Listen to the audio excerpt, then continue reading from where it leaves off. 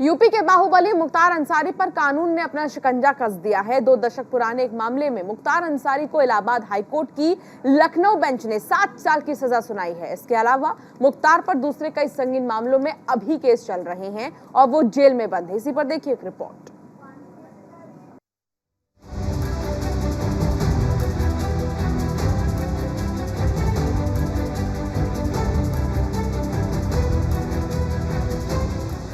पाप का घड़ा कितना भी मजबूत क्यों ना हो, टूटता जरूर है।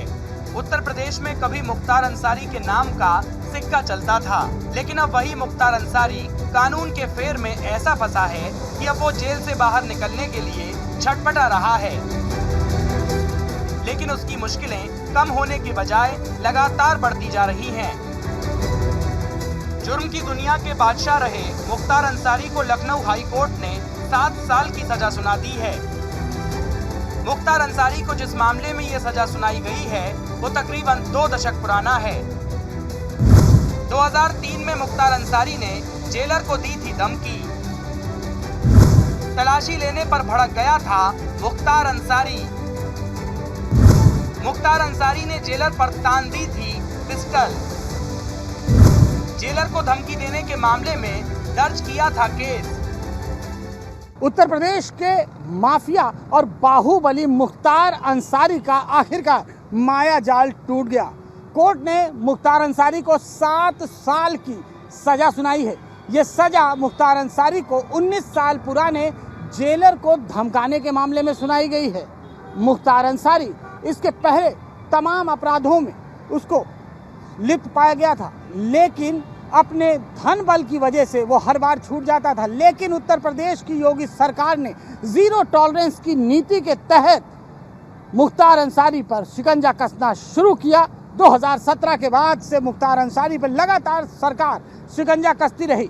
मुख्तार अंसारी के पहले अर्थतंत्र को तोड़ा गया और उसके बाद अब उसके खिलाफ चल रहे तमाम मुकदमे की पैरवी बहुत तेजी से शुरू हो गई है। कभी मुख्तार अंसारी का यूपी की सियासत में इतना दखल था कि कानून भी उसके सामने पनाह मांगता नजर आता था। लेकिन कहते हैं ना कि दिन बदलते देर नहीं लगती, सो वही सब कुछ होता हुआ नजर आ रहा है। योगी राज में मुख्तार अंसारी उसी कानून के सामने पनाह मांगता नजर आ रहा है, जिसे वो कभी अपनी सहूलियत के हिसाब से इस्तेमाल करता था। मुख्तार अंसारी की क्राइम कुंडली पर नजर डाले तो मुख्तार अंसारी पर करीब 60 मुकदमे दर्ज हैं, जिनमें से कई केस हत्या और हत्या के प्रयास के हैं। साल 2009 में मुख्तार अंसारी ने मन्ना सिंह की फिल्मी स्टाइल में हत्या कर दी थी। मन्ना सिंह की हत्या के मामले में भी मुख्तार अंसारी पर धारा 302 के तहत केस चल रहा है।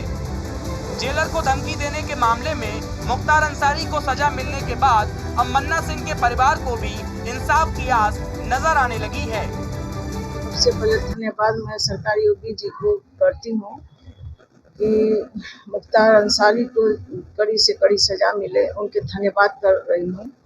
और बहुत मैं अंदर से बहुत खुश हूँ कि मुख्तार को सजा मिल रही है। और जिस दिन खुशी होगी, जिस दिन मैं उसको फांसी की सजा होगी, उसी दिन मैं बहुत खुश होंगी। बहुत कड़ी से कड़ी सजा हो। मेरे पति के साथ ठेके को लेके हो रहा था। ठेका जब काम देता था तो कहता है कि मतलब 50% 60% बहुत ज़्यादा ही काटता था।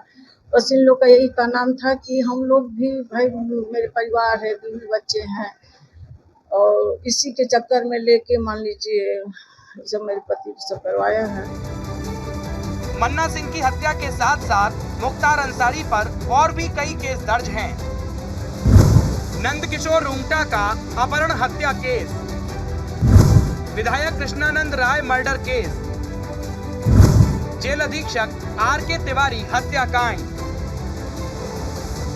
पूर्वांचल में मऊ और उसके पास के इलाकों में मुख्तार अंसारी को सजा मिलने से स्थानीय नेता काफी राहत महसूस कर रहे हैं। सजा तो इनको बहुत पहले हो जानी चाहिए थी, लेकिन कोर्ट ने थोड़ा देर फैसला लिया है, दुरुस्त फैसला लिया है, और सज़ा तो इनको होनी ही चाहिए। और अब कोर्ट के ऊपर थोड़ा सा हमों को बहुत काफ़ी भरोसा भी हुआ है कि अब जब छोटी छोटी मामलों में सज़ा हो रही है, तो जो हम लोगों का भी जो मऊ में मामला चल रहा है, मन्ना सिंह की हत्या और राम सिंह मौर्य की हत्या, वो सिपाही सतीश मारे गए, इसमें भी निश्चित रूप से कोर्ट अब उनको सजा सुनाएगी। मन्ना सिंह एक प्रतिष्ठित ठेकेदार थे, यहाँ ठेकेदारी करते थे, उनसे रंगदारी मांगा जा रहा था, रंगदारी नहीं देते थे, विरोध करते थे उसका। इसी नाते उनके गुर्गों ने और उनके द्वारा साजिश करके उनकी हत्या कराई गई।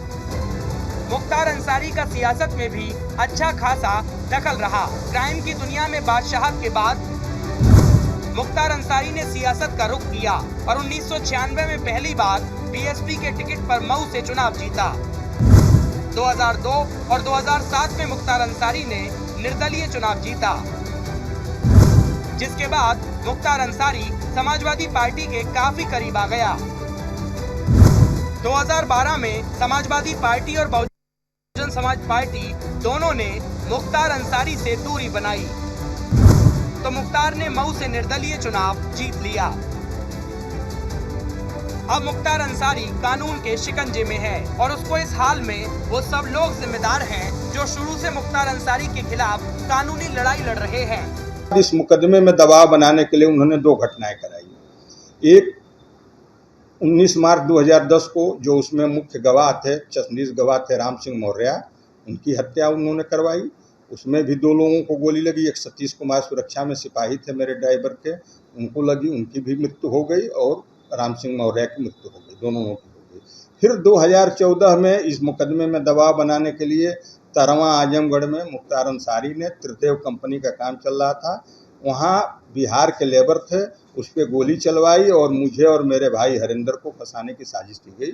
ऊपर वाले की कृपा से, प्रभु की कृपा रही। सत्य परेशान हो सकता है, पराजित नहीं हो सकता है। फिर उस मामले में भी वही लोग मुलजिम बने पुलिस की विवेचना में, और हम लोग निर्दोष थे, निर्दोष बच गए। मुख्तार अंसारी जेल में है और उसकी सजा में लगातार इजाफा भी होता जा रहा है। मुख्तार अंसारी पर कानून का और कसता शिकंजा योगी राज में जुर्म की दुनिया के बादशाहों के अंत की गवाही भी दे रहा है। हर बार अपने प्रभाव की वजह से मुख्तार अंसारी बच निकलता था, लेकिन अब सरकार ने बहुत तेजी से पैरवी की और मुख्तार अंसारी को सजा दिलाने के लिए तमाम तरीके से शिकंजा कसना शुरू कर दिया गया है। आने वाले वक्त में और भी तमाम मामलों में मुख्तार अंसारी को सजा हो सकती है। कैमरामैन हरी के साथ नीरज मिश्रा, न्यूज़ इंडिया, लखनऊ।